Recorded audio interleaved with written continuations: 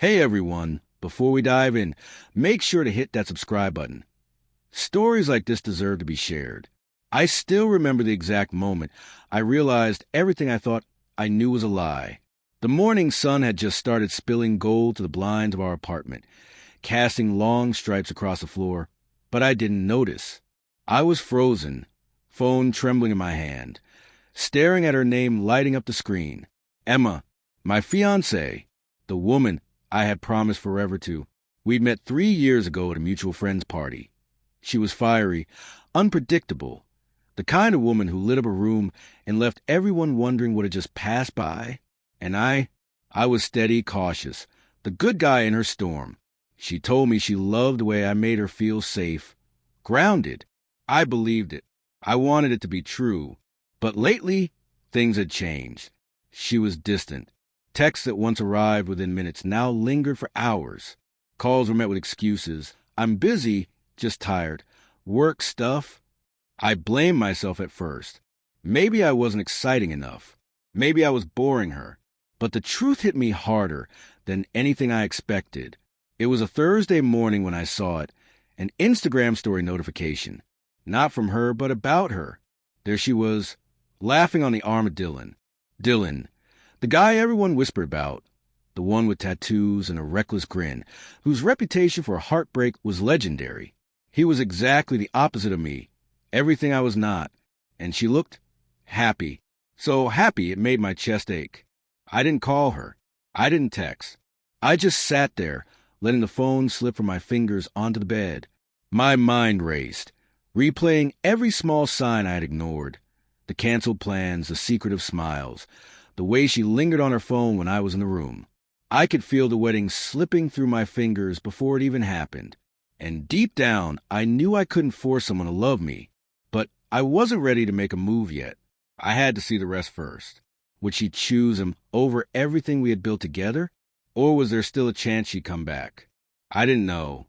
And that uncertainty was worse than the betrayal itself. I spent the next few days and a daze, going through the motions at work, pretending everything was fine while my heart felt like it had been hollowed out. Every message from her made my stomach twist, because I could never tell if it was genuine or just another fragment of the world she had already started sharing with him. It wasn't until Friday evening that the truth hit me fully. I came home early, hoping to surprise her with dinner, the way we used to do when life felt lighter, when love didn't feel like a tightrope. The door was ajar. The smell of her perfume lingered in the air, but it wasn't her alone. Dylan's laugh carried through the apartment. I froze in the hallway, chest tightening. I didn't move, didn't knock. I didn't want to see it. But the sight hit anyway. Emma leaned casually against the counter, hair falling perfectly over her shoulder, lips curved into a smile that had once been reserved only for me. Dylan reached for her hand, and she let him. She let him. I wanted to scream, to storm in and demand answers, but I didn't. My brain was screaming, my heart hammering, yet I remained in the shadows. I watched as she laughed at something he said, leaned into him, and for a moment, it felt like she didn't even see me anymore. That night, I didn't sleep. I scrolled through our old photos, each one stabbing me with memories of laughter, late-night talks, and promises we had made while thinking the world was ours. And then it hit me. Every subtle lie, every secret smile, every time she claimed she was just busy or tired, all made sense. She had been choosing him over me for weeks, maybe months. I thought about confronting her, about begging, pleading, about showing her the depth of what we had. But my pride and maybe a fragment of self-respect wouldn't let me. She had already decided. And the worst part? She didn't even hide it from me. The audacity to act as if everything was normal, as if I would never see the truth. It cut deeper than any words could. By midnight, I made a decision I had never imagined making. No text, no call, just a quiet, definitive choice. I would let her know she had made her decision, without dragging out the humiliation or the heartbreak. I would leave the rest to fate. I wrote one sentence on a blank page, folded it, and left it on the kitchen counter. Nothing else. Nothing more. And then I walked away. The next morning, the apartment was silent, a vacuum where laughter and life used to be. I didn't wait for her to wake up. I didn't linger. I just grabbed my coat and stepped into the cold, crisp air outside, letting the city swallow me whole. The note I had left was simple. You chose him. I'm done. Don't contact me. No explanations, no begging, no last-minute pleas. Just the truth, clean and unflinching. Hours later, my phone buzzed relentlessly. Messages, missed calls, notifications piling up from her and others. I ignored them all. I didn't want to see apologies, excuses, or the fake shock she would pretend to feel. I had made my choice, and I refused to undo it.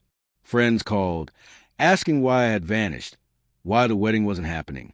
I lied with a calm I didn't feel. It's over, I said simply, leaving the weight of it implied. Some understood, some didn't, but I didn't care. The betrayal had carved out a space in me where anger, hurt, and a strange relief mingled together. By evening, I found myself walking along the river, watching the sun sink behind the skyline. The water reflected shards of gold and crimson, breaking like my own heart. But somehow, amidst the ache, there was clarity. I had loved her fiercely, truly, but love didn't mean clinging to someone who had already chosen another. Weeks passed. I stopped checking her social media. I stopped wondering. And slowly, painfully, I began to feel like myself again. Not the man she wanted me to be. Not the man who waited for her approval or validation, but the man I had always been. The one who knew his worth and refused to settle for less. I never saw Dylan, and I never needed to. Emma moved on, and so did I, but not without scars. And maybe that was a lesson. Love doesn't always save us, but self-respect does. Walking away isn't weakness. It's acknowledgement that some chapters are better closed, some stories better left unfinished. If you've ever faced a betrayal that shattered your world, leave your thoughts in the comments. And if this story resonated, make sure to subscribe. Because everyone deserves to know they aren't alone in the heartbreak, and there's always a path back to yourself.